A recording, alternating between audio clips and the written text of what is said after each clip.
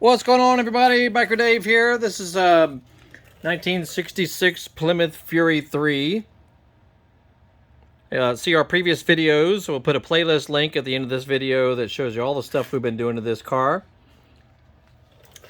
The backup light switch or reverse light switch that's on the steering column. So when you on a column shift automatic transmission, when you shift it into reverse, there's a little bitty pin on the steering column that pivots when you move the lever into reverse. It also pushes this over to activate the switch that turns on the backup lights. Well, mine I broke, and with this old stuff, the plastic and those synthetic materials, they get brittle over time, and I bumped it trying to take it out, which I'm about to show you how you can do this easier as far as removing this piece. But yeah, mine broke right there. It's supposed to have those spade terminals. I broke mine. And unfortunately, you cannot get these new anymore. I searched high and low, and nobody makes a reproduction of this piece. So you have to only get a new old stock one, and they are not cheap. You're talking a minimum of $50 to $125 for one of these darn things. So anyway, not too thrilled about that, but whatever. It's how it is with the older cars. But I'm going to show you, I was struggling with removing this piece, and I'll show you the easy way to get it done. So let's go inside the car and take a look. Okay, inside the car, I already have the steering column dropped down, and this is what you need to do in order to access. There's a couple of screws. There's a screw like on this side that's on the top, because it'll be sitting like this on top of the steering column. And this screw on this side is really difficult to access if you're trying to reach underneath and reach your hand. If you're trying to reach underneath it and just use a little wrench, because it's a tiny little screw or a bolt. I think it's this little guy here. This little screw here. It's just difficult to try and come up underneath it, and go around that way. You have to drop the steering column down. So there's a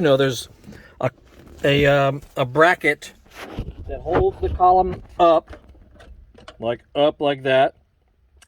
It's just 2 bolts for that guy right there. Remove those 2 bolts and let the steering column drop down.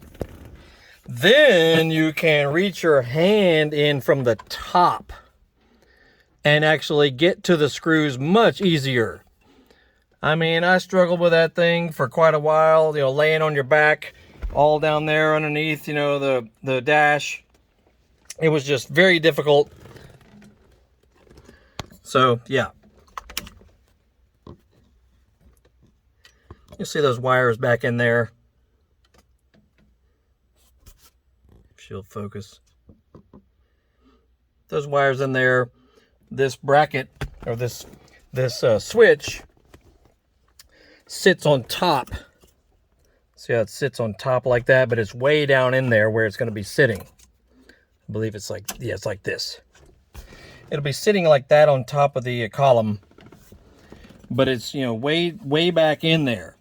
So that's what I found. If you just drop the column down like this, you can then reach your hand, especially if you have smaller hands, smaller fingers or whatever. Then you can reach all the way back in there and use a little 1/4-inch ratchet or whatever you got, or these kind of ratcheting combination wrenches make it easier. So anyway, that's one of those rare things that many people might not need, but those who do need it are probably hoping that someone can give you a little guidance. Anyway, And yeah, that's about it. We're almost finished with this thing. You know, the more you drive it. Oh, and here's a connector for it. That's a connector. See where I broke it off on the back? It is, looks like a purple. It's like both are purplish colored wires, one with a stripe, one without. But yeah, that's where I broke it off.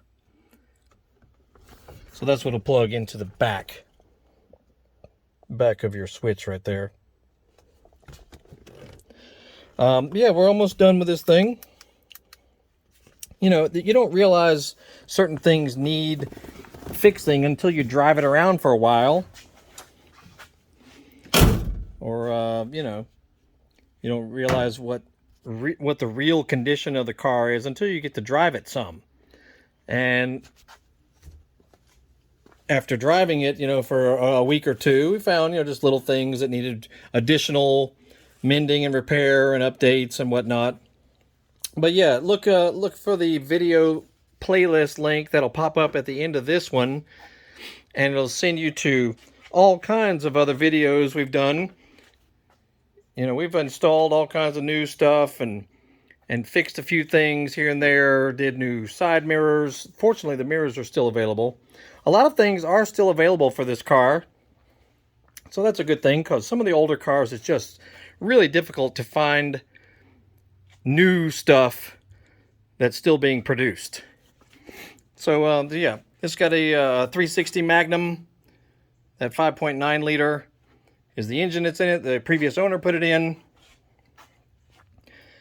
It's got a nice set of headers and a Flowmaster exhaust and Edelbrock AVS2 carburetor, Edelbrock RPM AirGap Intake Manifold, new radiator, just all kinds of stuff. We converted it from drums to disc brakes on the front. Huge upgrade that was. I don't really have a video on how we did that, but in case you were wondering, that's what all that nice new stuff is. And 18-inch rims with some Neato NT 555 tires.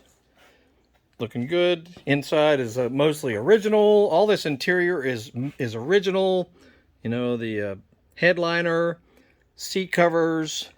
All we did was do new carpeting underneath. Dash is original. You know, it's just, for its age, it's in pretty darn good shape. And from the best I could tell, all the body panels are original. So I thought that was impressive too.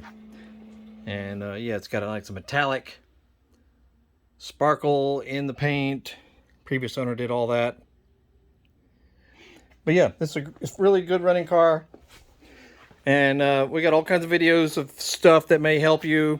Cars, dirt bikes, Harley Davidsons, newer cars, motorcycles, Honda Goldwings, Honda scooters, Honda Grom, you know, all kind of stuff. So look through our channel, and we hope you find some things that may help you.